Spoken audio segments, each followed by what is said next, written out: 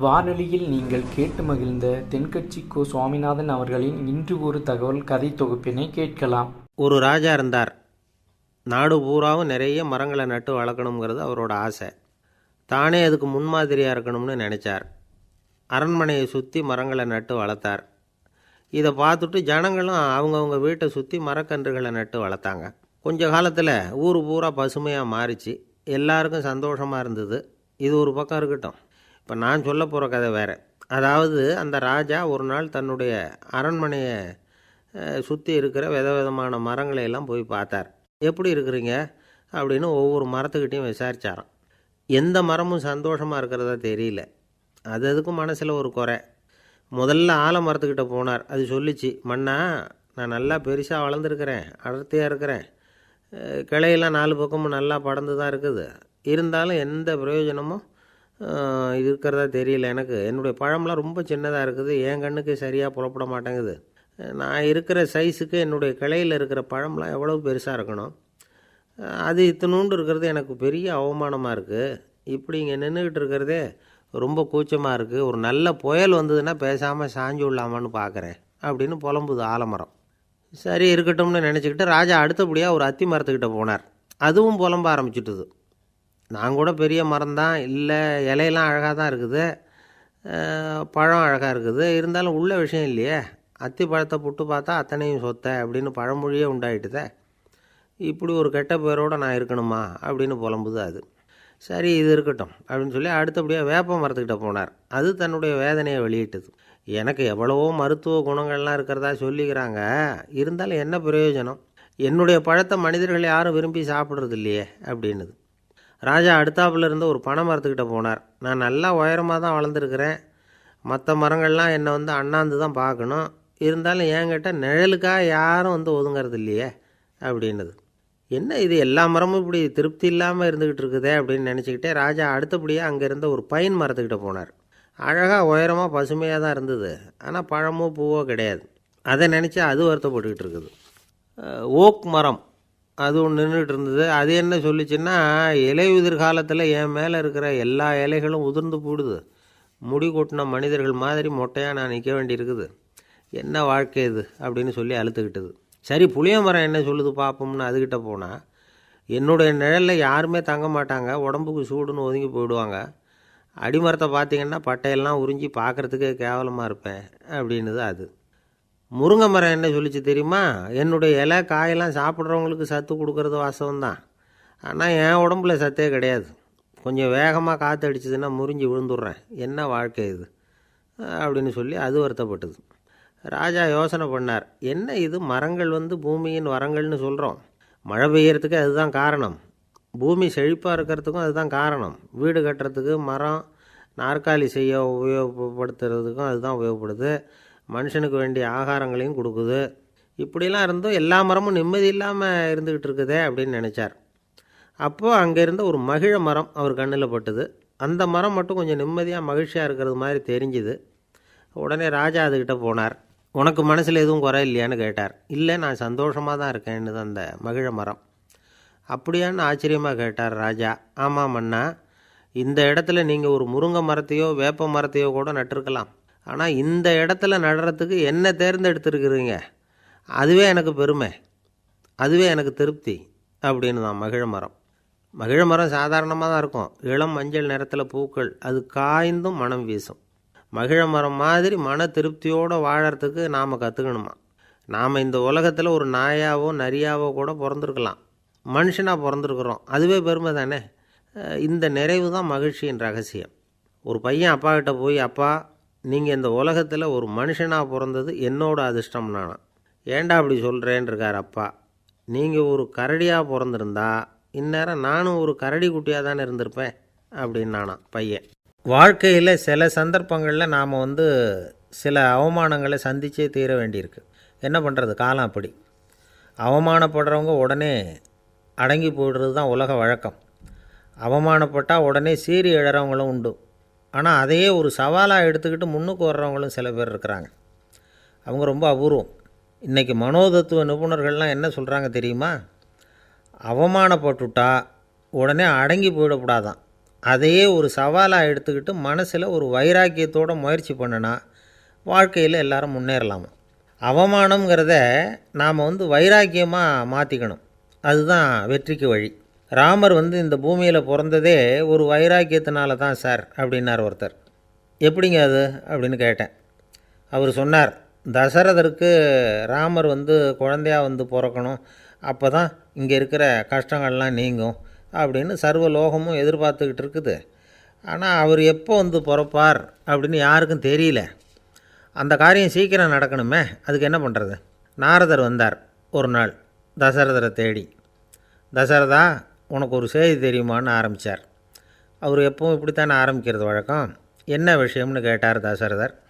தசரதா, நீ அடிக்கடி உன்னோட தேரில் ஏறிக்கிட்டு தேவலோகத்துக்கு போகிற, அங்கே போகிற வர்ற எல்லாம் பண்ணிகிட்ருக்க, எல்லாம் சரி. தேவலோகத்துலேயும் உன்னை நல்லபடியாக தான் வரவேற்கிறாங்க. தேவேந்திரன் உன்னை பிரியமாக அழைச்சிட்டு போய் தன்னுடைய அரியாசனத்திலேயே தனக்கு பக்கத்திலேயே உட்கார வைக்கிறான். நீயும் சந்தோஷமாக உட்காந்து பேசிவிட்டு வந்துடுற. ஆனால் நீ இங்கே வந்ததுக்கு அப்புறம் அங்கே என்ன நடக்குது தெரியுமா உனக்கு அப்படின்னாரான் நாரதர். என்ன நடக்குது எனக்கு ஒன்றும் தெரியலையே அப்படின்னாரான் தசரதர். நாரதர்கிட்ட கிட்டத்தில் கேட்டிருக்கார், கொஞ்சம் சொல்லுங்கள் என்னது அப்படின்னு. அவர் நெருங்கி வந்தாரான் நாரதரும். மெதுவாக அவர் காதோட காதாக சொன்னாராம். அதாவது நம்ம பாஷையில் சொல்லப்போனால் பற்ற வைக்கிறார். நீ அங்கே தேவேந்திரங்கிட்ட உட்காந்து பேசிவிட்டு வந்த பிறகு நீ அங்கே உட்காந்துருந்த அரியாசனத்தை தண்ணி ஊற்றி கழுவி சுத்தப்படுத்துகிறாங்க. நீ என்ன அந்த அளவுக்கு சுத்தம் இல்லாத ஆளா? தினம் குளிக்காமையாக இருக்கிற அப்படின்னாராம். தசரதருக்கு இது ரொம்ப அவமானமாக போயிட்டுது. அப்படியே செய்கிறாங்க அப்படின்னாராம். ஆமாம், நீ வேணும்னா நான் சொல்கிறது உண்மையாக இல்லையா அப்படின்னு சோதனை பண்ணி பார்த்துக்கோ அப்படின்னாரான் நாரதர். உடனே தசரதர் இதுக்காகவே புறப்பட்டு தேவலோகம் போனார். அங்கே வழக்கம் போலவே இவரை கூப்பிட்டு உட்கார வச்சு பேசிக்கிட்டு இருந்தான் தேவேந்திரன். கொஞ்ச நேரம் பேசிக்கிட்டு இருந்துட்டு சரி நான் கிளம்புறேன்னு புறப்பட்டார். சரி, அவனும் வாசல் வரைக்கும் வழி அனுப்பி வச்சுட்டு உள்ளே போயிட்டான். தசரதர் வெளியில் கொஞ்சம் நேரம் மறைஞ்சி இருந்துட்டு மெதுவாக உள்ளே எட்டி பார்த்தார் என்ன நடக்குதுன்னு. நாரதர் சொன்னது உண்மை தான். தசரதர் உட்காந்துருந்த ஆசனத்தை அங்கே 2 தேவர்கள் கழுவி சுத்தப்படுத்திக்கிட்டு இருக்கிறாங்க. தசரதரால் இதை தாங்கிக்க முடியல. அவருக்கு ரொம்ப அவமானமாக போச்சு.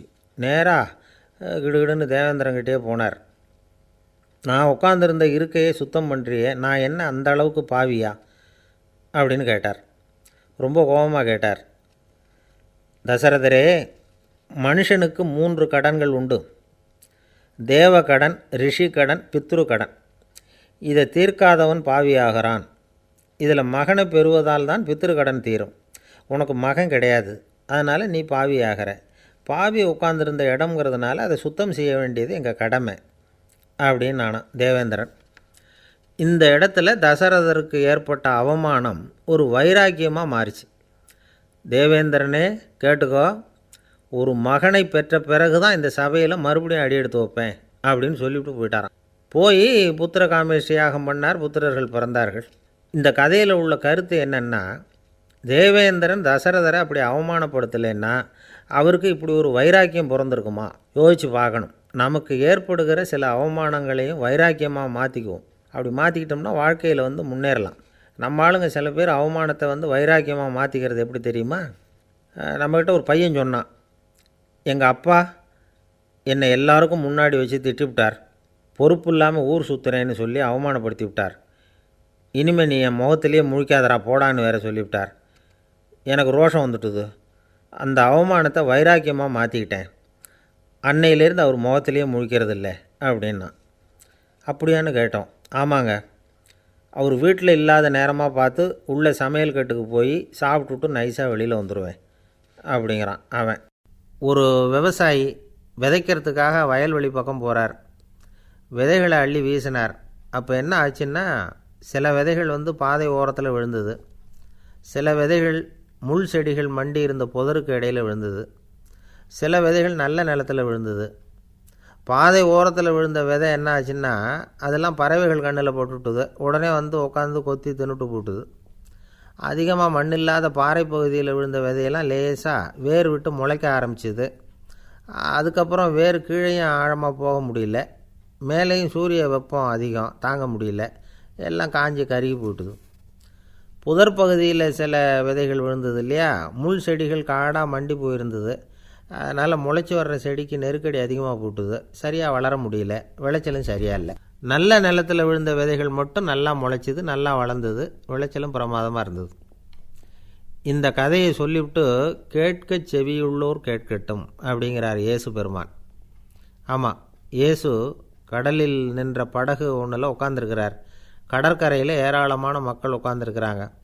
அந்த சமயத்தில் தான் இயேசு ஓமைகள் மூலமாக மக்களுக்கு பல உண்மைகளை சொல்லிகிட்டு இருக்கிறார்.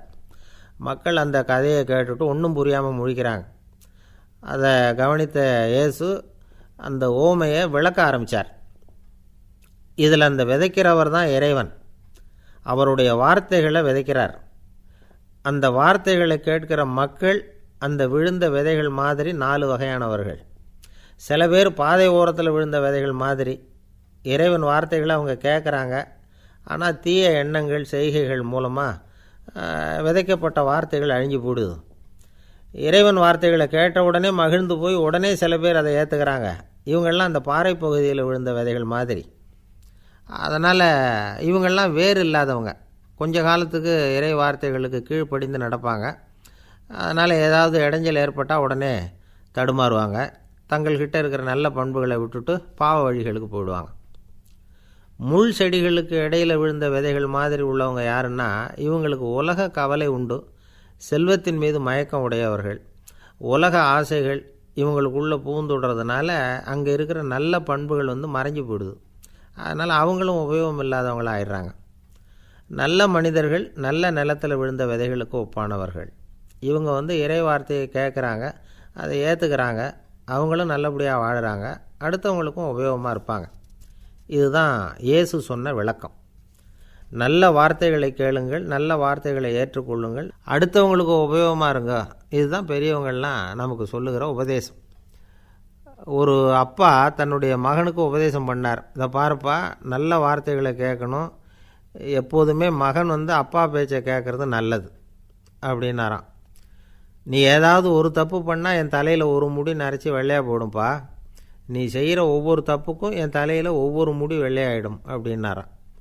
பையன் யோசித்தான், அப்பா இப்போ தான் எனக்கு புரியுது, தாத்தாவோட தலைமுடி பூராவும் வெள்ளையாக இருக்கிறதுக்கு என்ன காரணங்கிறது எனக்கு இப்போ தான் புரியுது அப்படின்னானா. பக்தின்னு சொல்கிறோம் இல்லையா, அது 3 வகைப்படும் அப்படிங்கிறார் ஒரு பெரியவர். அது என்ன 3 வகைன்னா, தெய்வ பக்தி, அடியார்கள் பக்தி, குரு பக்தி. அடியார் பக்தியை விட தெய்வ பக்தியை விட குரு பக்தி தான் ரொம்பவும் சிறந்ததுங்கிறார் அவர். தெய்வத்துக்கிட்ட செஞ்ச பாவம் குருநாதர்கிட்ட தீர்ந்துருமா, குருநாதர்கிட்ட செஞ்ச பாவம் தெய்வத்துக்கிட்ட போனாலும் தீராதான். இப்படி பெரியவங்கள்லாம் சொல்லி வச்சுருக்கிறாங்க. ஒரு காடு, அங்கே அயோத தௌமியர் அப்படின்னு ஒரு தபோதனர். அவர் பல மாணவர்களை ஒன்றா சேர்த்து ஒரு குருகுலம் நடத்திக்கிட்டு இருக்கிறார். பல தரப்பட்டவங்க, பல திறப்பட்டவங்க மாணவர்கள் அதில் சேர்ந்து படிச்சுக்கிட்டு இருக்கிறாங்க. பாஞ்சால ராஜகுமாரன் ஒருத்தனும் அந்த குருகுலத்தில் சேர்ந்து படிச்சுக்கிட்டு இருக்கிறான். அவன் பேர் ஆருணி. பெரிய இடத்து புள்ள, இருந்தாலும் படுப்பில் ரொம்ப கெட்டிக்காரனாக இருந்தான். அவன் தான் அங்கே முதல் மாணவன். ஒரு நாள் குருநாதர் அந்த அரசகுமாரனை கூப்பிட்டார். நம்ம குருகுலத்துக்கு சொந்தமான வயலில் தண்ணீர் பெருகி வெள்ளம் பயிரை அழிக்குதான், அதனால் நீ போய் மடையை அடைச்சிட்டு வந்துரு அப்படின்னார். அந்த அரசகுமாரன் உடனே புறப்பட்டான். குருநாதர் சொல்லிட்டார்ல, உடனே புறப்பட்டான். நான் பெரிய இடத்து பிள்ளையாச்சே, ராஜகுமாரனாச்சே, ரொம்ப செல்வாக்கூட வளர்ந்தவனாச்சே, நான் போய் வயலில் இறங்கி வேலை செய்கிறதா அப்படின்னுலாம் அவன் நினைக்கல. குருநாதர் கட்டளையை நிறைவேற்ற வேண்டியது நம்ம கடமை அப்படின்னு நினச்சான். உடனே ஒரு மண்வெட்டியை தூக்கி தோளில் வச்சுக்கிட்டு புறப்பட்டு போயிட்டான். வயலுக்கு போனான். பார்த்தான், தண்ணி கரையை உடச்சிக்கிட்டு வயலுக்குள்ளே ஏகமாக பாஞ்சிக்கிட்டு இருக்குது. இவன் மண்வெட்டியால் களிமண்ணை புல்லோடு சேர்த்து புல் பற்ற மாதிரி வெட்டி வெட்டி போட்டான். இருந்தாலும் மடையை அடைக்க முடியல. தண்ணி அதை மீறி வந்துக்கிட்டே இருக்குது. தண்ணி வேகமாக வயலுக்குள்ளே போய்கிட்டே இருக்குது. போடுற பத்தையெல்லாம் கரைஞ்சி கரைஞ்சி போயிட்டுருக்கு. இருந்தாலும் இவன் தன்னுடைய முயற்சியை கைவிடலை. வெட்டி வெட்டி போட்டுக்கிட்டே இருக்கிறான். காலையில் அங்கே போனவன் சாயந்தரம் வரைக்கும் இப்படி செஞ்சுக்கிட்டு இருக்கிறான். உடம்பும் மனசும் ரொம்பவும் சோர்ந்து போச்சு. இருந்தாலும் குருநாதர் இட்ட கட்டளையை நிறைவேற்றாமல் இருக்கிறோமேங்கிற ஒரு குறை அவனுக்கு இருக்குது. குரு கட்டளையை நிறைவேற்றாத நான் இன்னமும் இருக்கணுமா அப்படின்னு யோசனை பண்ண ஆரம்பிச்சிட்டான். என்ன செய்யலாம்னு பார்த்தான். நம்ம குருநாதர் இட்ட பணிக்காக இந்த உடம்பையே தியாகம் பண்ணலாம் அப்படின்னு முடிவு பண்ணான்.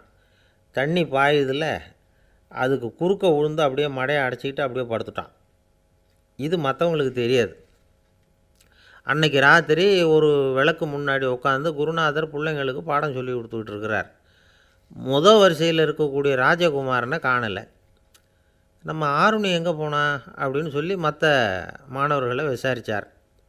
இப்போ அவங்க சொன்னாங்க, சுவாமி அவன் காலையில் வயலுக்கு வந்து மடையை அடைக்கிறதுக்காக போனான், நீங்கள் தான் போக சொன்னீங்க, இன்னும் திரும்பி வரல அப்படின்னு அவர் பையன். குருநாதர் உடனே ஒரு தீவெட்டி எடுத்துக்கிட்டு மாணவர்களை அழைச்சிக்கிட்டு வயலுக்கு போனார். அங்கே போய் பார்த்தா ஆளை காணும். ஆருணி ஆருணின்னு சொல்லி சத்தம் போட்டு கூப்பிட்டு பார்க்குறார். நான் இங்கே இருக்கேன் குருநாதா அப்படின்னு காலுக்கு அடியிலேருந்து ஒரு சத்தம் வருது. குனிஞ்சு பார்த்தா அவன் மடையில் படுத்துருக்குறான். என்னப்பா இதுன்னார். காலையிலேருந்து இந்த மடையை அடைச்சி பார்த்தேன் சுவாமி, முடியல, அதனால் இப்படி குறுக்க படுத்துட்டேன், என்னை தாண்டறதுக்கு பயந்து போய் தண்ணியே தேங்கி நின்றுட்டுது அப்படின்னா.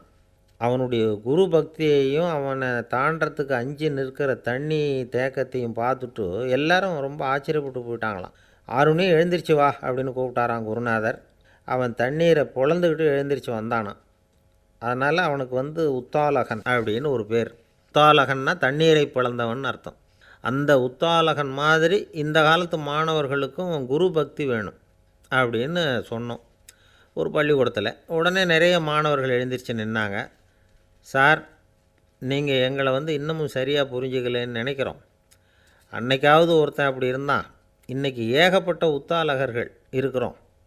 எங்கள் வாத்தியார் கட்டளை இட்டால் இப்போவே அது மாதிரி வயலுக்கு போய் மடையில் குறுக்கப்படுத்துக்கிறதுக்கு இந்த வகுப்பில் உள்ள அத்தனை பேரும் தயாராக இருக்கிறோம் அப்படின்னாங்க. அப்படியா அப்படின்னு சொல்லி கேட்டோம் ரொம்ப சந்தோஷமாக. ஒருத்தன் ரொம்ப அடக்கமாக எழுந்திரிச்சான். அப்புறம் சொன்னான், ஆமாம் சார், வகுப்பில் வந்து இவர் நடத்துகிற பாடத்தை கேட்டுக்கிட்டு இருக்கிறத விட பேசாமல் போய் மடையில் படுத்துடுறது ஒன்றும் கஷ்டமான காரியமாக இருக்காது, அதனால தான் எல்லோரும் அங்கே போகிறேன்னு சொல்கிறோம் அப்படிங்கிறான். இந்த உலகத்தில் நாம் நல்லபடியாக இருக்கணும்னா அதுக்கு முக்கியமாக தேவைப்படுறது ரெண்டு. ஒன்று செல்வம், இன்னொன்று அறிவு. சரி, இது ரெண்டில் சிறந்தது எது அப்படின்னு ஒரு கேள்வி கேட்டால் என்ன பதில் சொல்கிறது? இதே கேள்வியை ஹஸ்ரத் அலி அவர்கள்கிட்ட கேட்டாங்களாம். அவர் ஒரு பெரிய அறிஞர். கேள்வி கேட்டவங்களும் சாதாரண ஆட்கள் இல்லை, இவங்களும் அறிஞர்கள். ஒரு நாள் ஹஸ்ரத் அலி அவர்கள்கிட்ட 10 அறிஞர்கள் வந்தாங்களாம். ஐயா, நாங்கள் 10 பேரும் உங்ககிட்ட ஒரே கேள்வியை தான் கேட்க வந்திருக்கிறோம், ஆனால் எங்கள் 10 பேருக்கும் நீங்கள் தனித்தனியாக பதில் சொல்ல முடியுமா அப்படின்னு கேட்டிருக்காங்க. அதாவது அவங்க ஒரே கேள்விக்கு இவர்கிட்ட இருந்து 10 விதமான பதில் எதிர்பார்க்குறாங்க. சரி கேளுங்க, என்ன கேள்வி அப்படின்னார் அவர். அப்போ தான் அவங்க கேட்டாங்களாம், செல்வம் அறிவு இது ரெண்டில் சிறந்தது எது? இதுதான் கேள்வி. ஹஸ்ரத் அலி என்ன பண்ணார் தெரியுமா? அவங்கள ஒவ்வொருத்தராக கூப்பிட்டார், ஒவ்வொரு விதமான பதிலை சொல்லி அனுப்புனார். முதல்ல ஒருத்தரை கூப்பிட்டார், சொன்னார், அறிவுங்கிறது தீர்க்கதரிசிகள், ஞானிகள், மகான்கள் இவங்களோட பரம்பரை சொத்து. ஆனால் செல்வங்கிறது கொடுங்கோலரின் ஆயுதம், அதனால் அறிவு தான் சிறந்தது அப்படின்னார். ரெண்டாவது ஆளை கூப்பிட்டார், உங்ககிட்ட செல்வம் இருந்தால் நீங்கள் தான் அதை காப்பாற்றணும், ஆனால் அறிவு வந்து உங்களை எப்பவும் காப்பாற்றும், ஆகவே அறிவு தான் சிறந்தது அப்படின்னார். மூணாவது ஆளை கூப்பிட்டார், செல்வந்தனுக்கு எப்போதும் விரோதிகள் அதிகம், ஆனால் அறிஞனுக்கு நண்பர்கள் அதிகம், அதனால் அறிவு தான் சிறந்ததுன்னார். அடுத்தவரை கூப்பிட்டார், செல்வம் அடுத்தவங்களுக்கு கொடுக்க கொடுக்க குறையும், ஆனால் கல்விங்கிறது அதிகரிச்சுக்கிட்டே வரும், கொடுக்கறதுனால குறையாது, அதனால் அறிவு தான் சிறந்ததுன்னார். இன்னொருத்தரை கூப்பிட்டார், அறிவுள்ளவன் எப்பவும் வந்து அதை அடுத்தவங்களுக்கு வாரி வழங்கிக்கிட்டே இருப்பான், அதனால் அவங்ககிட்ட தாராளத்தன்மை இருக்கும், ஆனால் செல்வந்தன்கிட்ட கஞ்சத்தனம் தான் இருக்கும், அதனால் அறிவு தான் சிறந்ததுன்னார். ஆறாவது நபரை கூப்பிட்டார், செல்வத்தை வந்து கள்வர்கள் திருடிக்கிட்டு போக முடியும், ஆனால் அறிவை வந்து அப்படி திருடிக்கிட்டு போக முடியாது அப்படின்னார்.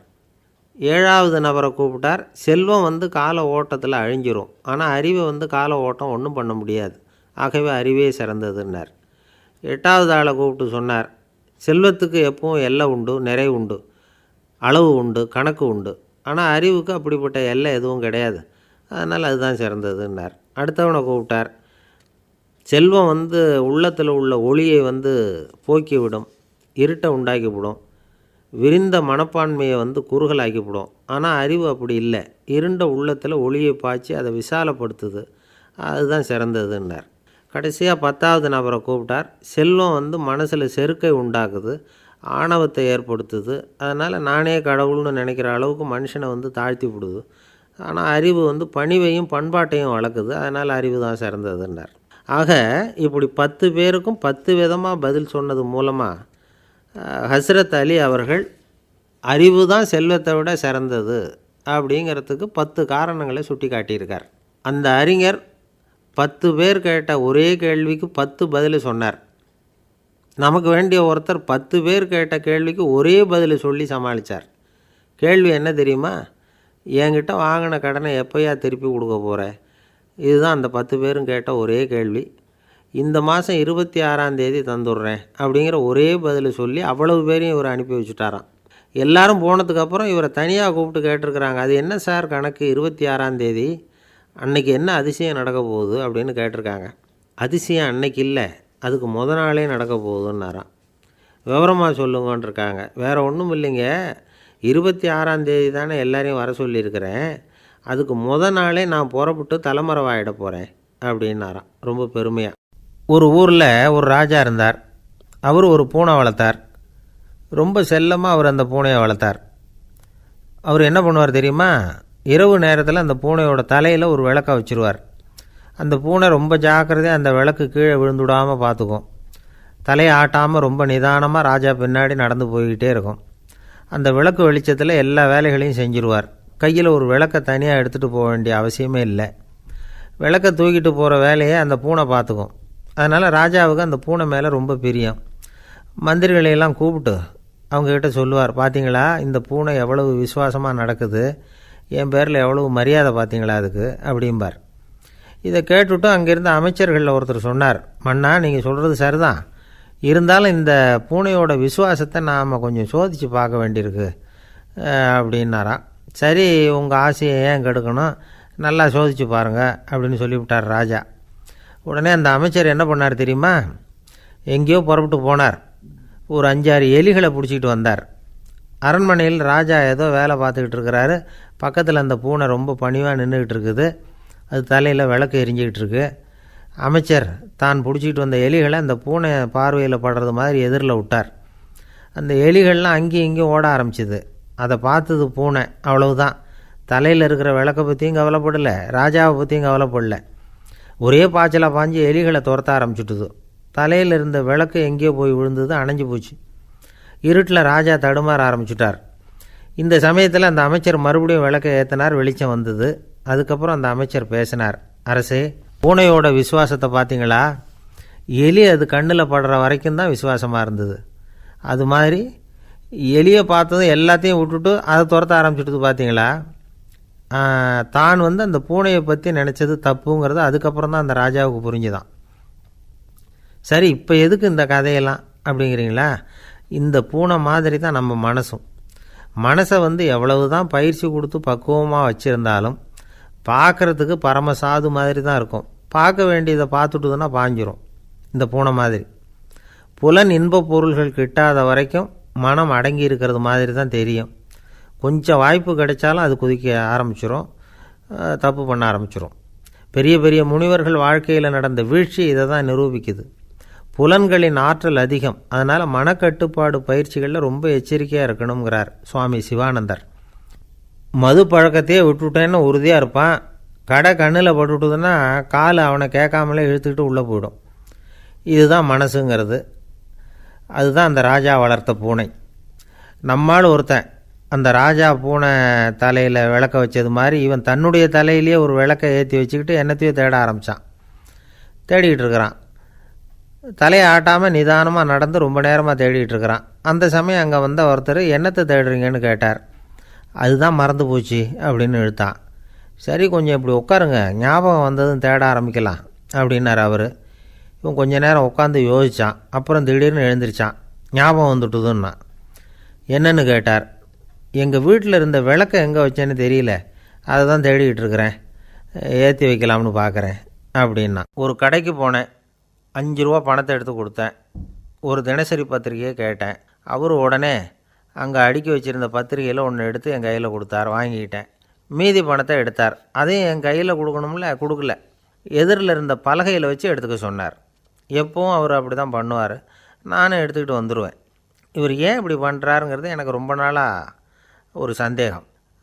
ஒரு நாள் அவர்கிட்டயே இதை கேட்டுவிட்டேன். ஏங்க, நீங்கள் உங்கள் கடைக்கு வந்து பொருள்கள் வாங்குறவங்களுக்கு நீங்கள் பாக்கி சில்லறையை கொடுக்குறப்போ பலகையில் வச்சு விட்றீங்க, கையில் கொடுக்க மாட்டேங்கிறீங்களே, ஏன் அப்படின்னு கேட்டேன். காசை கையில் கொடுத்தா நம்மக்கிட்ட இருக்கிற லட்சுமி போயிடுவா சார் அப்படின்னார். அதாவது பணம் செலவாயிடும் அப்படின்னு அர்த்தமா. இன்னொரு நண்பர், அவர் ஒரு நாள் வழக்கத்துக்கு மாறாக ரொம்ப சோகமாக உட்காந்துருக்கிறார்.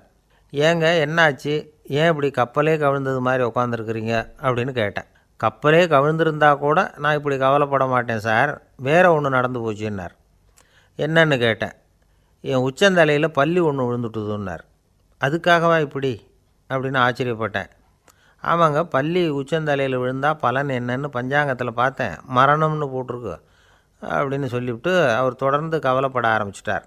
இப்படியும் ஒருத்தர், என் கூட வேலை பார்க்குற ஒருத்தர் எப்படி தெரியுமா, தினமும் வலது காலை வச்சு தான் ஆஃபீஸுக்கு உள்ளே நுழைவார். என்றைக்காவது தவறுதலாக இடது காலை வச்சு உள்ளே வந்துட்டார்னா அன்னைக்கு பூரா மனசு சங்கடப்படுவார், எந்த வேலையும் சரியாக ஓடாது. கேரம் போர்டு ஆடுற ஒருத்தர் எப்போ ஆட உட்காந்தாலும் ஸ்ட்ரைக்கரை கை தவறி கீழே விழுற மாதிரி பண்ணி அதுக்கப்புறம் அதை எடுத்துக்கிட்டு ஆட உட்காருவார். ஏன்னா எப்போவும் ஒரு தடவை நிஜமாகவே அது வந்து கை தவறி கீழே விழுந்திருக்குது, அன்னைக்கு பிரமாதமாக ஜெயிச்சுட்டார். உடனே ஒரு முடிவுக்கு வந்துட்டார், கை தவறுனா லாபம் அப்படின்னு. அதுக்கப்புறம் அதையே பழக்கமாக்கிக்கிட்டார். பூனை குறுக்க போனால் சகுனம் சரியில்லைன்னு நினைக்கிறவங்க உண்டு. ஆனால் ஒருத்தர் எப்படி தெரியுமா, அவர் வெளியில் கிளம்புற சமயம் பக்கத்து வீட்டு ரேடியோவில் மியாவ் மியாவ் பூனை குட்டின்னு பாட்டு சத்தம் கேட்டால் கூட போதும், சகனம் சரியில்லைன்னு பிரயாணத்தை கேன்சல் பண்ணிவிடுவார். இப்போ இவ்வளவும் எதுக்கு சொல்கிறோம்னா, அளவுக்கு மீறின சகுன நம்பிக்கைகள் இருக்குது பாருங்கள், இதோட பயமும் சேர்ந்துக்கிட்டதுன்னு வச்சுக்கோங்க, இது ஒருத்தருடைய மனநிலையை பாதிச்சிடும். இது வந்து உளவியல் நிபுணர்கள் சொல்கிற கருத்து. வாழ்க்கையே தடுமாற வச்சிரும். பாதுகாப்பு இல்லாத உணர்வு, ஒரு விதமான டிப்ரெஷன் மனநிலை, இதெல்லாம் தான் இதுக்கு காரணமாக அமையலாம். சில பேர் காய்கறி நறுக்க கத்தியை கையில் எடுத்தால் கூட நேரம் சரியாக இருக்கா அப்படின்னு பார்த்துட்டு தான் வேலையை ஆரம்பிக்கிறது வழக்கம். அறிவு தான் மனசுக்கு வாத்தியாராக இருக்கணும், அப்போ தான் வாழ்க்கை வந்து நிம்மதியாக இருக்கும். அறிவு வந்து மனசு சொல்கிறபடியெல்லாம் கேட்க ஆரம்பிச்சுட்டுதுன்னா இடைஞ்சல் தான். ஒருத்தருக்கு 7ஆம் நம்பர் தான் ராசியான நம்பரான், 7ஆம் தேதி தான் எந்த காரியத்தையும் ஆரம்பிப்பாராம். 7 எழுத்து வர்றது மாதிரி பேரை மாற்றி வச்சுக்கிட்டார். 7 மணிக்கு தான் தினமும் எழுந்திருப்பார். 7ஆம் நம்பர் வீட்டில் தான் குடியிருக்கார். கல்யாணம் கூட 7ஆம் தேதி தான் பண்ணிக்கிட்டார். அவர் ஒரு நாள் குதிரை பந்தயத்துக்கு போனாராம். குதிரையோட பேரையெல்லாம் பார்த்தார். ஒரு குதிரையோட பேர் 7 எழுத்தில் அமைஞ்சிருந்தது. 7 தானே இவருக்கு அதிர்ஷ்ட நம்பர். அதனால் உடனே அது பேரில் பணத்தை கட்டினார். பந்தயம் நடந்தது. என்ன சார் ஆச்சுன்னு கேட்டாங்க. நான் பணம் கட்டின அந்த என்னோடய குதிரை 7ஆவதாக வந்து சேர்ந்தது சார் அப்படின்னாராம் சோகமாக. ஒரு ஊரில் ஒரு ராஜா இருந்தார். அந்த ராஜாவுக்கு ஒரு மந்திரி. ராஜா ரொம்ப நியாயமானவர், நேர்மையானவர், கண்டிப்பானவர். தப்பு செய்கிறது யாராக இருந்தாலும் தண்டனை கொடுப்பார். வேண்டியவங்களுக்கு ஒரு நியாயம், வேண்டாதவங்களுக்கு ஒரு நியாயங்கிறதெல்லாம் அவர்கிட்ட கிடையாது. ஒரு சமயம் அரசவையில் அந்த அமைச்சரே வந்து விதிமுறைகளுக்கு புறம்பாக ஏதோ நடந்துக்கிட்டு இருக்கார். மன்னருக்கு கோபம் வந்துட்டுது. உடனே அந்த அமைச்சரை கிட்டத்தில் கூப்பிட்டு அவர் கன்னத்தில் ஓங்கி ஒரு அறை கொடுத்துட்டாராம். உடனே அந்த அமைச்சர் என்ன பண்ணார் தெரியுமா, நேராக போனார். அங்கே நின்றுக்கிட்டு இருந்த இன்னொருத்தர் கன்னத்தில் ஓங்கி அரைஞ்சார். அறை வாங்கினவர் திகைச்சு போயிட்டார்.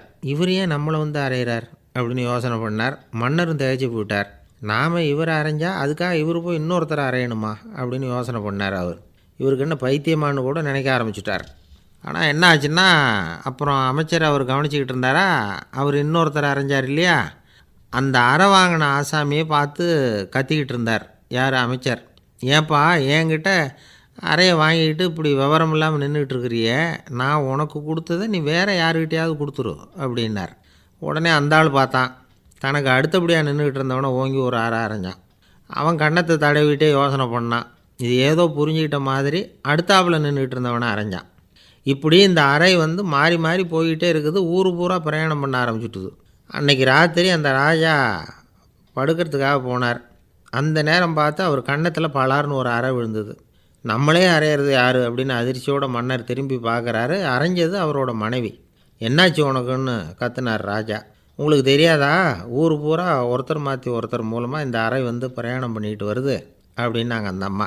அப்படின்னா ஆரம்பித்த இடத்துக்கே வந்துட்டுதா அப்படின்னாராம் மன்னர். என்ன சொல்கிறீங்கன்னு கேட்டிருக்காங்க. இவர் விவரத்தை சொன்னாராம்.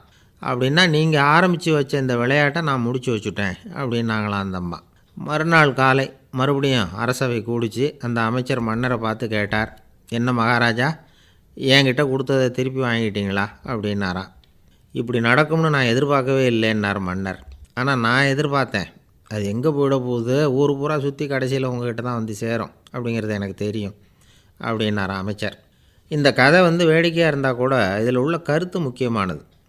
இந்த உலகத்தில் பல கருத்துக்கள் இப்படி தான் மாறி மாறி சுற்றி வந்துக்கிட்டே இருக்குது. நம்மால் ஒருத்தன் தன்னுடைய நண்பன் ஒருத்தனை கடத்தெருவில் பார்த்தான். உடனே ஓடி போய் பலார்னு ஒரு அறை கொடுத்தானான். அவன் கண்ணத்தை தடவிட்டு ஏன்டா என்ன அரைஞ்சேன்னு கேட்டிருக்கான். நீ ஏன்டா என்னை முட்டாள்னு என் மனைவிட்ட போய் சொன்னேன் அப்படின்ட்டுருக்கான் அவன். உன்னை ஒரு முட்டாள்னு சொன்னதுக்காகவா நீ என்ன அரைஞ்ச அப்படின்னு கேட்டிருக்கான் இவன். டேய், நான் அதுக்காக அறையலப்பா, அது ஒரு பெரிய ரகசியம். நான் முட்டாளுங்கிறது அந்த ரகசியத்தை நீ ஏன் எங்கள் வீட்டில் போய் சொன்னேன், அதுக்காக தான் அரைஞ்சேன் அப்படின்னு நானும் அவன். துருக்மேனியாவில் அஷ்காபாத் அப்படின்னு ஒரு நகரத்தில் ஒரு புவியியல் விஞ்ஞானி இருந்தார். அவர் ஒரு நாய்க்குட்டி வளர்த்தார். ஒரு நாள் முன்னிரவு நேரம் ஒரு மேஜைக்கு முன்னாடி உட்காந்து அந்த விஞ்ஞானி ஏதோ கணக்கு போட்டுக்கிட்டு இருக்கிறார். அவருக்கு ஒரு சின்ன பெண் குழந்தை, அது தொட்டிலில் தூங்கிட்டு இருக்குது. அந்த நாய்க்குட்டியும் ஒரு மூலையில் படுத்து அது பாட்டுக்கு தூங்கிட்டு இருந்தது. ஒரே அமைதி. அந்த நேரத்தில் திடீர்னு அந்த நாய்க்குட்டி துள்ளி எழுந்திரிச்சிது. நேராக குழந்தைகிட்ட ஓடிச்சு. அந்த குழந்தைய அது போட்டிருந்த ட்ரெஸ்ஸோடு சேர்த்து கவ்வி தூக்குச்சு. தூக்கிக்கிட்டு வாசல் பக்கம் ஓடிச்சு. நாய்க்குட்டி குழந்தைய கவ்வி தூக்க முடியுமாங்கிற சந்தேகம் உங்களுக்கு இல்லையா? நீங்கள் நம்ம ஊர் நாய்க்குட்டியவே பார்த்து பழக்கப்பட்டிருக்கீங்க, அதனால் நம்புறதுக்கு சிரமமாக இருக்கும். அந்த ஊர்லெலாம் அது ரொம்ப ஸ்ட்ராங்காக இருக்கும், ஒரு ஏதோ கண்ணுக்குட்டி மாதிரி இருக்கும். விஞ்ஞானி அதை பார்த்துட்டார். உடனே அந்த நாய்க்கு வெறி பிடிச்சிட்டுதுன்னு முடிவு பண்ணிவிட்டு தன்னோட கை துப்பாக்கி எடுத்துக்கிட்டு ஓடி வந்தார். அவர் வெளியில் நாய்க்குட்டி எங்கே அப்படின்னு பார்த்து தேடுறார். அந்த நேரத்தில் அந்த வீடு இடிஞ்சு விழுது. காரணம் பூமி அதிர்ச்சி. இப்படி பூமி அதிர்ச்சி உண்டாக போகுதுங்கிறது அந்த நாய்க்குட்டிக்கு முன்னாடியே தெரிஞ்சு போச்சு. அதுதான் குழந்தைய தூக்கிட்டு வெளியில் ஓடி வந்திருக்குது. அது மூலமாக அந்த குடும்பத்தையே காப்பாற்றிருக்குது அந்த நாய்க்குட்டி. இந்த சம்பவம் நடக்கிறதுக்கு 3 நாளைக்கு முன்னாடியே சில பிராணிகளுக்கு இப்படி நடக்க போகுதுங்கிறது தெரிஞ்சிருக்குதான். ஆமாம், அந்த நகரத்தில் 3 நாளைக்கு முன்னாடியே பாம்பு, பல்லி இதெல்லாம் அது தங்கியிருந்த வலையை விட்டு வெளியில் ஓடி வந்துட்டுது. அதே மாதிரி அங்கே இருந்த புறாவெல்லாம் பறந்து போயிடுச்சான். இதே மாதிரி யுகோஸ்லோவியாவில் கூட ஒரு நகரம், அங்கே ஒரு நாள் ராத்திரி ஒரு மிருக காட்சி சாலையில் திடீர்னு ஒரு பெரிய கலவரம், கூச்சல், குழப்பம். அங்கே இருந்த கழுதை, புலி, யானை, பறவை எல்லாம் கண்ணாபின்னான்னு கத்த ஆரம்பிச்சுட்டுது. நீர் யானை அதுக்குன்னு போடப்பட்டிருந்த தடுப்பையே தாண்டி குதித்து வெளியில் வந்துட்டு தான். மறுநாள் தான் எல்லாருக்கும் விஷயம் புரிஞ்சுது. அடுத்த நாள் காலையில் அங்கே பூமி அதிர்ச்சி உண்டாயிட்டுது. இப்போ பாருங்கள், அதாவது மனுஷனை போய் தீர்க்கதரிசி அது இதுன்னு சொல்லிகிட்டு இருக்கிறோம். இவனை விட அது பரவாயில்லைன்னு தோணுது. அதாவது மிருகங்கள் ஒன்று நடக்க போகுதுங்கிறத முன்னாடியே புரிஞ்சுக்குதே. சரி, இதெல்லாம் எப்படி அது முன்கூட்டி புரிஞ்சுக்குது? அதுதான் படைப்பு ரகசியம். அதை கண்டுபிடிக்கிறதுக்கு தான் மனுஷன் ஆராய்ச்சி பண்ணிகிட்டு இருக்கிறான். விஞ்ஞானிகளோட ஆராய்ச்சியெல்லாம் ஒரு பக்கம் இருக்கட்டும், வீட்டுக்குள்ளேயே சில ஆராய்ச்சி பண்ணி பாருங்களேன். இப்போ சில யோசனை சொல்லி அதை சோதனை பண்ணி பாருங்க அப்படின்னு ஒருத்தர் சொன்னாராம். அதாவது இப்போ மழை வருமா வராதா அப்படின்னு தெரிஞ்சுக்கணுமா, உடனே ஒரு பூனைக்குட்டி பின்னாடியே மெதுவாக போய் அது என்ன செய்யுதுன்னு கவனித்து பார்க்கணும். பூனைக்குட்டி தன்னோட பாதத்தினால சுகத்தில் அப்படியே கீறிக்கிட்டு இருக்கும். அப்படி கீறினா கண்டிப்பாக மழை வரும். சில சமயம் பூனைக்குட்டி அப்படியே மல்லாந்து படுத்துக்கிட்டு பாதத்தை உயர தூக்கும், அப்படியும் இப்படியும் புரளும். இப்படி செஞ்சதுன்னா அன்னைக்கும் மழை இருக்காது. அதனால் முன்னாடி இருந்தது மழை வர்றதுக்கு அறிகுறி, இது மழை இல்லைங்கிறதுக்கு அறிகுறி. பறவைகள், பிராணிகள் இதுகளோட நடவடிக்கைகளை பார்த்துட்டு அதையெல்லாம் அடிப்படையாக வச்சு தான் காலநிலையை கண்டுபிடிக்கிற கருவிகளை கண்டுபிடிச்சிருக்கிறாங்க. வாத்து இருக்குல்ல, சில சமயம் தன்னோட அழகை தன்னோட இறகுகளில் அப்படியே புதைச்சிக்கும். அப்படி செஞ்சால் குளிர்காலம் வரப்போகுதுன்னு அர்த்தம். பருவநிலை குளிராக மாறப்போகுதுங்கிறதுக்கு இதுதான் அறிகுறி. சிட்டுக்குருவி இருக்குதுல்ல, அதெல்லாம் புழுதியில் உழுந்து புரளும், சிறகுகளை படபடன்னு அடிச்சுக்கும். அப்படி செஞ்சால் மழை வரப்போகுதுன்னு அர்த்தம். ஒன்று மட்டும் நாம் நல்லா தெரிஞ்சுக்கணும், இயற்கையின் சீற்றம்னு சொல்கிறோம் இல்லையா, இயற்கை ஏன் நம்ம மேலே கோவப்படுது? இயற்கையை நாம் அனுசரித்து போகிறதில்ல, அதனால் கோவப்படுது. காடுகளை அழிக்கப்படாது, விலங்குகளை கொல்லக்கூடாது, இயற்கை ஏற்படுத்தி வச்சுருக்கிற சமநிலையை கெடுக்கக்கூடாது. அதை புரிஞ்சுக்கிட்டு வாழ்ந்தோம்னா பூமியும் நடுங்காது, நாமளும் நடுங்க வேண்டிய அவசியம் இருக்காது. ஒருத்தர் இருந்தார், சாராய கடைக்கு போனாராம், நிறைய சாப்பிட்டார். அப்புறம் சொன்னார், இது ரொம்ப அற்புதமான சரக்கு போல் இருக்குது. உள்ளே போன உடனே இந்த பூமியே நடுங்கிறது மாதிரி இருக்குது எனக்கு அப்படின்னாராம். இதுக்கு கடைக்காரர் சொல்லியிருக்கார், நீங்கள் சாப்பிட்டது வெறும் பச்சை தண்ணி தாங்க, இப்போ ஏற்பட்டிருக்கிறது நிஜம் பூமி அதிர்ச்சி அப்படின்னாராம். ஒரு இலக்கிய கூட்டம் ஏற்பாடு பண்ணியிருக்கிறோம், நீங்கள் அவசியம் வந்து அதில் பேசணும் அப்படின்னு கேட்டுக்கிட்டார் ஒருத்தர். வேணாங்க, 4 பேருக்கு முன்னாடி வந்து நிற்கிறதுனா எனக்கு ரொம்ப கூச்சமாக இருக்கும் அப்படின்னாரு இவர். ஏன் சார் இன்னமும் குழந்த மாதிரி கூச்சப்படுறீங்களே அப்படின்னார் அவர். அவரை ஒரு மாதிரியாக சமாளித்து அனுப்பி வச்சுட்டு அதுக்கப்புறம் அதை பற்றி இவர் யோசித்து பார்த்துருக்கார். சில நிபுணர்கள் எழுதியிருக்கிறத படித்தும் பார்த்துருக்கிறார். மனோதத்துவ நிபுணர்கள் என்ன சொல்கிறாங்க தெரியுமா? 10லேருந்து 20% குழந்தைகள் பிறக்கிறப்பவே கூச்ச சுபாவம் கொண்டதாக தான் இருக்குதான். ஒரு தாத்தா தன்னோட பேர பிள்ளைய ஆசையாக கூப்பிடுறார் விளையாட்டு காட்ட, அதை அழுதுகிட்டு ஓடி போகுது. ஒரு அம்மா தன்னோட பிள்ளைய பள்ளிக்கூடத்தில் சேர்க்கறதுக்காக கூப்பிட்டுக்கிட்டு போகிறாங்க. அந்த புள்ள அம்மாவோட முந்தானையில் ஒளிஞ்சிக்கிட்டு வெளில வரமாட்டேங்குது. இவங்களெல்லாம் எப்படி சமாளிக்கிறது? குழந்தைகளோட கூச்ச சுபாவத்தை போக்குறது எப்படி? இதுக்கு நிபுணர்கள் சில யோசனைகளை சொல்லியிருக்கிறாங்க. மற்றவங்களுக்கு முன்னாடி என் பையனுக்கு கூச்சம் ரொம்ப அதிகம் சார், மற்றவங்க பார்த்தா ரொம்ப வெக்கப்படுறான், இப்படி சொல்கிற அப்பாக்கள் உண்டு. என் பையன் புது மனுஷாலை பார்த்தா அட்டையாக ஒட்டிக்குவான் சார் அப்படின்னு சொல்கிற அப்பாக்களும் உண்டு. இப்படிலாம் குழந்தைகளுக்கு வந்து முத்திரை குத்துறது ரொம்ப தப்பான். புதுசாக யாராவது வீட்டுக்கு வந்தால் குழந்தை தானாக தன்னோட கூச்சத்தையும் பயத்தையும் போக்கிக்கிட்டு சகஜமாக மாறி வர்றதுக்கு வாய்ப்பு கொடுக்கணுமா.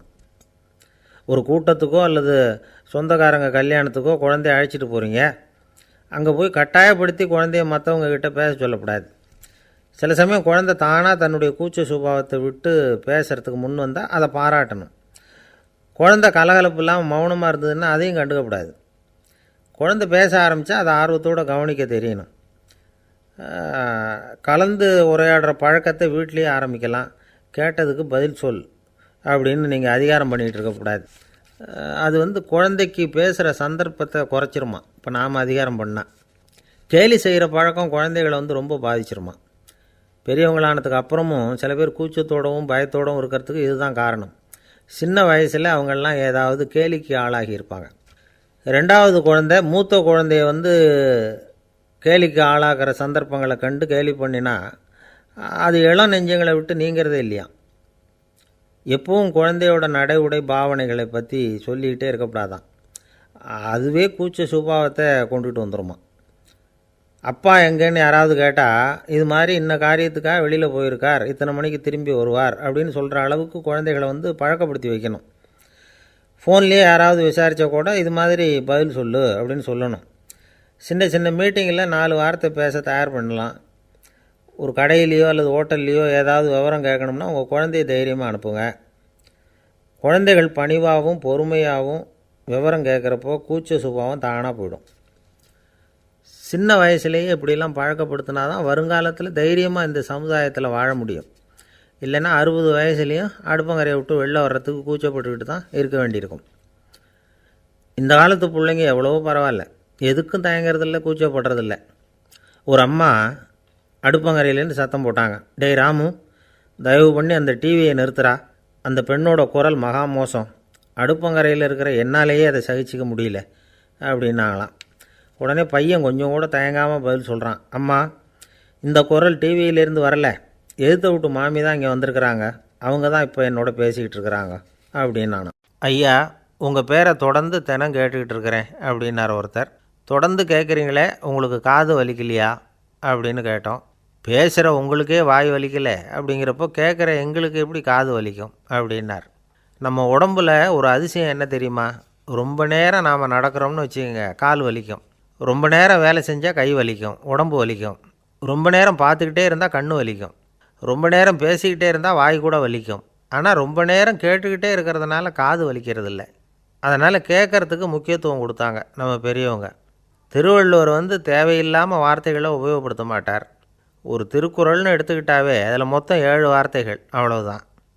அப்படி 7 வார்த்தைகள் மட்டுமே உள்ள ஒரு திருக்குறளில் வள்ளுவர் ஒரே வார்த்தையை 5 தடவை உபயோகப்படுத்தியிருக்கிறார், திரும்ப திரும்ப பயன்படுத்தியிருக்கிறார். அப்படின்னா அதை எந்த அளவுக்கு வலியுறுத்தி சொல்கிறார் அப்படிங்கிறத நாம் புரிஞ்சுக்கணும். அது என்ன குறள்? செல்வத்துள் செல்வம் செவிச்செல்வம், அச்செல்வம் செல்வத்துள் எல்லாம் தலை. செவிச்செல்வம்ங்கிறது அவ்வளவு முக்கியமானது. கற்றலின் கேட்டல் நன்று. அதிகம் கேட்கணுங்கிறதுக்காகத்தான் எவ்வளவு கேட்டாலும் காது வலிக்கிறதில்ல. குறைச்சலாக பேசணும், அதிகமாக கேட்கணும். இன்னொரு விஷயம் கவனிங்க, நம்ம உடம்பில் கண்ணுக்கு மூடி இருக்குது, எதையாவது நாம் பார்க்க விரும்பலைன்னா உடனே கண்ணை மூடிக்கலாம். நம்ம வாய்க்கு மூடி இருக்குது, பேச விருப்பம் இல்லையா, வாயை மூடிக்கலாம். மூக்குக்கு கூட மூடிக்கிற வசதி இருக்குது, எதையாவது முகர விருப்பம் இல்லையா, மூச்சை அடக்கிக்கலாம். ஆனால் பாருங்கள், காதுக்கு மூடி கிடையாது, அதை கையால் தான் மூட முடியும். யார் என்ன சொன்னாலும் அது நல்லதோ கெட்டதோ காதில் விழுந்துக்கிட்டு தான் இருக்கும். அறிவு தான் நல்ல விஷயங்களை எடுத்துக்கிட்டு கெட்ட விஷயங்களை விட்டுடணும். நல்ல கருத்துக்கள் நம்ம காதில் நிறைய விழுந்துக்கிட்டே இருக்கணும். அதை கேட்டு நாம் நல்லபடியாக வாழணுங்கிறது தான் படைப்பின் விருப்பம். ஆன்மீகவாதிகள் கூட ஒன்று சொல்லுவாங்க, அதாவது ஆன்மீக பாதையில் நீங்கள் முன்னேறணும்னா முதல்ல சிரவணம் செய்யணும்பாங்க. அதாவது பெரியவங்க சொல்கிற நல்ல கருத்துக்களை கேட்கணும் அப்படின்னு அதுக்கு அர்த்தம். அதனால் யார் நல்ல கருத்துக்களை சொன்னாலும் அதை காது கொடுத்து கேளுங்க. இவ்வளவு கருத்துக்களையும் நம்ம நேயர் ஒருத்தர்கிட்ட சொல்லிகிட்டு இருந்தோம். அவரும் சரி சரின்னு தலையாடிக்கிட்டே இருந்தார். அப்புறம் சொன்னார், நீங்கள் சொல்கிறது சரிதான் சார், காதுக்கு மூடி இல்லைங்கிறது ரொம்ப சரி, அதனால தான் உங்கள் தகவல் கூட நாங்கள் விரும்புகிறோமோ இல்லையோ தினம் காதில் விழுந்துக்கிட்டு இருக்குது அப்படின்னார். எங்களுக்கு ரொம்ப பெருமையாக இருந்தது. அப்படியா அப்படின்னோம். ஆனாலும் என்ன மாதிரி சில பேர் நீங்கள் தகவல் சொல்கிற சமயத்தில் காதில் மூடி இல்லையேன்னு சொல்லி கவலைப்படுறதில்ல சார் அப்படின்னார். ஏன்னு கேட்டோம். காதை மூடுறதுக்கு தானே வசதி இல்லை, ரேடியோவை மூடுறதுக்கு வசதி இருக்குதுல்ல, அதனால் டக்குன்னு அதை மூடி வச்சுருவோம் அப்படின்னார். ஜவஹர்லால் நேரு பிரதமராக இருந்த சமயம் அவர் ஒரு தடவை சென்னைக்கு வந்திருக்கிறார். இங்கே சில முக்கிய நிகழ்ச்சிகளில் கலந்துக்கிறதுக்காக வந்திருந்தார். ஆளுநர் மாளிகையில் ஒரு நாள் ராத்திரி தங்கி மறுநாள் புதுடெல்லி புறப்படுறதாக ஏற்பாடு. நிகழ்ச்சியிலெல்லாம் முடிச்சுக்கிட்டு ஆளுநர் மாளிகையில் தங்கியிருக்கிறார். அன்றைக்கு இரவு படிக்கிறதுக்கு ஒரு முக்கியமான புத்தகம் அவருக்கு தேவைப்பட்டது.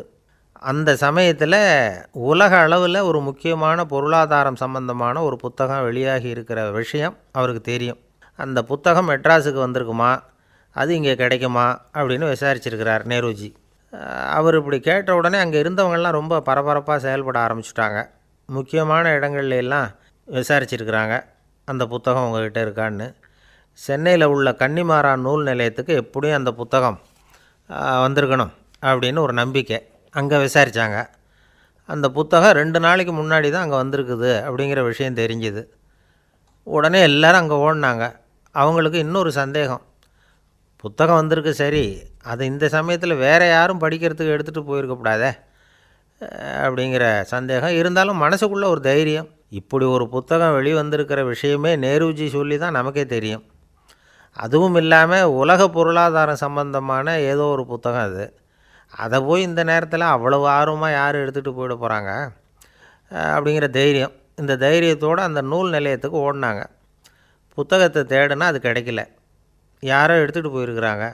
நேருவுக்கு மட்டுமே தெரிஞ்சிருந்த அந்த புத்தகம் பற்றின விஷயம் சென்னையில் வேறு ஒருத்தருக்கும் தெரிஞ்சிருக்குது. உடனே எல்லோரும் பரபரப்பாக அந்த அதுக்குன்னு இருக்கிற ரிஜிஸ்டர் இருக்குல்ல, பதிவேடு, அதை புரட்டி பார்க்குறாங்க யார் எடுத்துகிட்டு போகிறாங்கன்னு தெரிஞ்சுக்கிறதுக்காக. எடுத்துகிட்டு போனவங்க அதில் கையெழுத்து போட்டிருப்பாங்கல்ல, அதை பார்த்து யாருன்னு தெரிஞ்சுக்கலாம் அப்படிங்கிறதுக்காக தான் அதை புரட்டுறாங்க.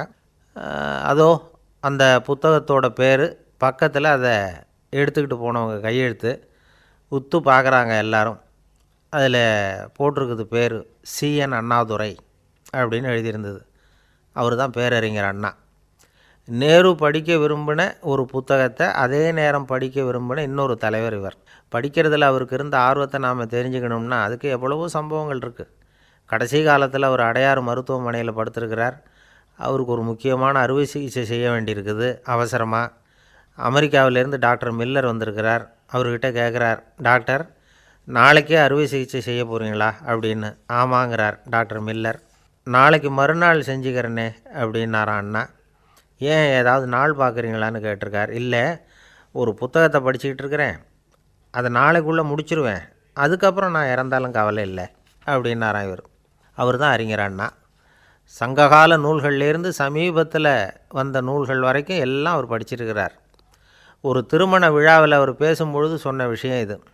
சங்க காலத்தில் காதலியை மணக்க விரும்புகிறவனுக்கு அவனுடைய தந்தை வீர சோதனைகள்லாம் வைப்பார். போய் புலிப்பல் கொண்டுக்கிட்டு வா, அப்போ தான் என் பொண்ணை கொடுப்பேன் அப்படின்னு சொல்லுவார். காதலன் உடனே காட்டுக்கு போவான், ஒரு புலியை கொன்று அதனுடைய பல்லை கொண்டுக்கிட்டு வருவான். அதை வீர பதக்கத்தில் பதிச்சு அவனுக்கு மாமனார் சூட்டுவார் கல்யாண சமயத்தில்.